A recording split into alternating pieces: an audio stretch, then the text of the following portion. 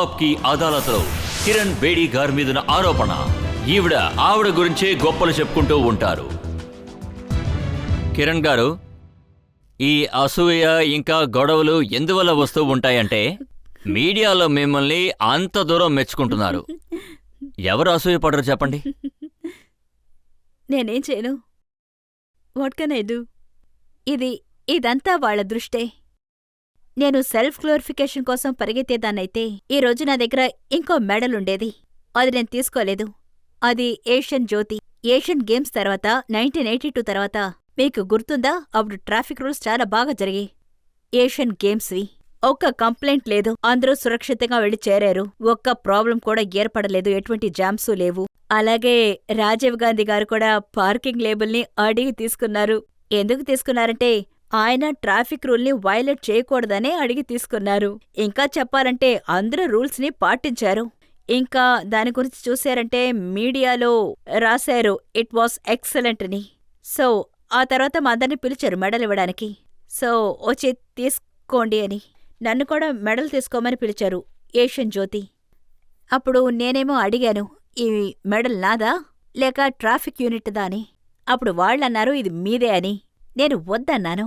ఎందుకంటే అది ఒకరి పని కాదు, ఎంతో వేల మంది పని. అందుకని అది నాకు వద్దు. ఒకవేళ మీరు మెడల్ ఇవ్వాలనుకుంటే మొత్తం ట్రాఫిక్ యూనిట్ వాళ్ళందరికీ ఇవ్వండి అన్నాను. అలాగే హోంగార్డ్స్ అందరికీ ఇవ్వండి అన్నాను. అక్కడున్న స్టూడెంట్స్ అందరికీ ఇవ్వండి అన్నాను. పాపం వాళ్ళు అక్కడ నుంచొని వాళ్ళు డ్యూటీ చేశారు. నాకు సెల్ఫ్ గ్లోరిఫికేషన్ ఉంటే నేను అక్కడికి వెళ్లి మెడల్ తీసుకునేదానిగా. నేను తీసుకోలేదు. మీరు తిహార్ జైలుకి వెళ్ళినప్పుడు మీరిచ్చిన మొట్టమొదటి స్టేట్మెంట్ ఏంటంటే నాకొక జూ లోపలికి వచ్చినట్టుంది అలాగా. కానీ ఇక్కడ పరిస్థితి అంత దారుణంగా ఉందన్నారు. మీకన్నా ముందు అక్కడ పనిచేసిన ఆఫీసర్స్ పనిని మీరు ఒక్క స్టేట్మెంట్తో వాళ్ళు చేసిన పనుల్ని అవమానించినట్టుగా అయిపోయింది. అన్ఫార్చునేట్లీ వాళ్ళు ఏ పని చేయలేదు. అదే నిజం. నిజం చెప్పాలంటే నేనక్కడ చాలా పొలైట్గా ఉన్నాను. నేనక్కడికి వెళ్ళి గవర్నమెంట్కి ఒక్క రిపోర్ట్ కూడా పంపలేదు. నేను కళ్లతో చూసిన విషయాల్ని. నేనక్కడ పరిస్థితిని చక్కదిద్దాలనుకున్నాను. ఎవరికి వ్యతిరేకంగా ఏమి రాయాలనుకోలేదు. ఇక్కడికొచ్చి ఇవన్నీ చూశాను అని. అక్కడ ఏమీ సరిలేదు.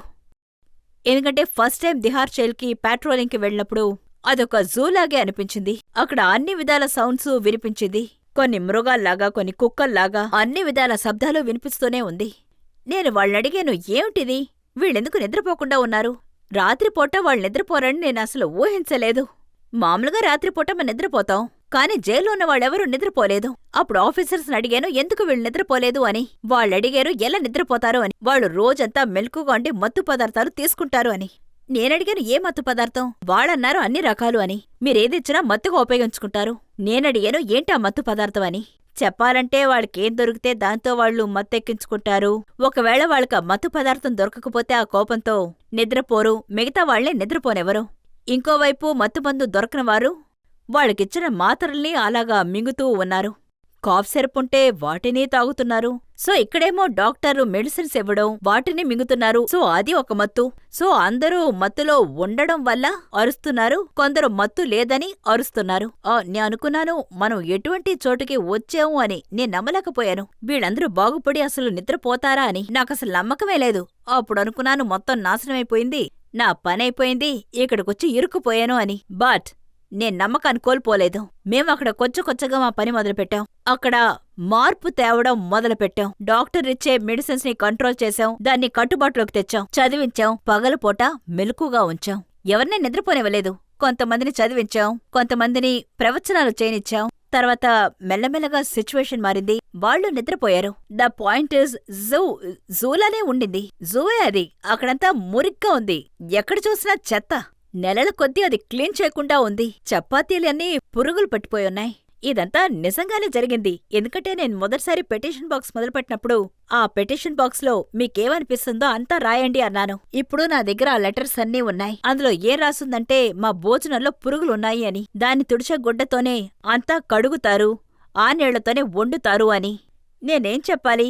ఈ విషయాన్ని నేను పూర్తిగా రాశాను. నేను రాసే ఆ బుక్లో ఈ విషయం రాశాను. కాని నిజమేమిటంటే వాళ్ళు సంతోషపడాలి. ఇదొక కాంట్రవర్సీగా మారేది. నేను అదొక పెద్ద లెటర్గా రాసి గవర్నమెంట్కి పంపించి ఏం చేయాలని అడిగుంటే నేనలా రాసి ఎవరికీ కంప్లైంట్ చేయలేదు.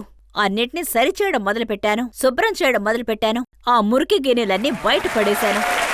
ఆ తర్వాత మంచి పాత్రలు కొండ మొదలుపెట్టాను.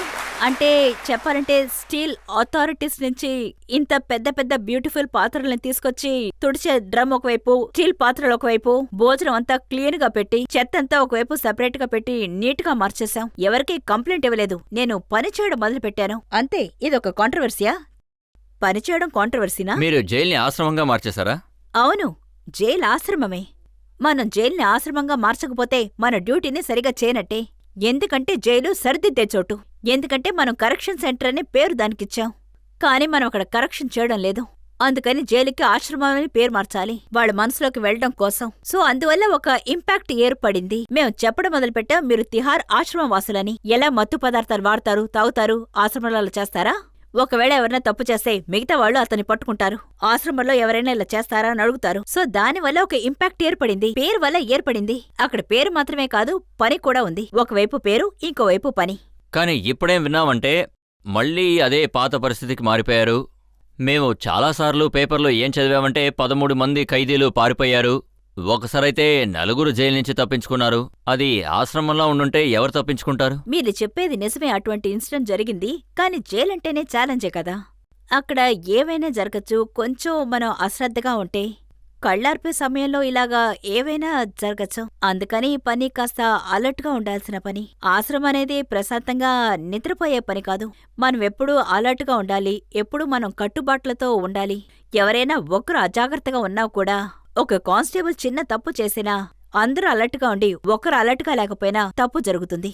అందుకని మనం పేరు మార్చినా సరిదిద్దినా కూడా రక్షణలో 1% కూడా కాంప్రమైజ్ ఉండకూడదు. సెక్యూరిటీలో కూడా ఎటువంటి కాంప్రమైజ్ ఉండకూడదు. కానీ మెసేజ్ ఏంటంటే సెక్యూరిటీ ఉండాలి, రిఫార్మ్ కూడా ఉండాలి. ఇదిగో ఇప్పుడున్నట్టుగా. ఒక వ్యూవర్ మీకోసం ఒక లెటర్ రాశారు. వాళ్ళు ఏం రాశారంటే, కిరణ్ బేడి గారు ఆప్కే అదాలత్కు వస్తే ఖచ్చితంగా ఈ లెటర్ చదివి వినిపించండి. ఆవిడ ఎలాగైతే ఖైదీల్ని తీర్చిదిద్దారో అలాగే రాజకీయ నాయకుల్ని తీర్చిదిద్దగలరా అని అడిగారు.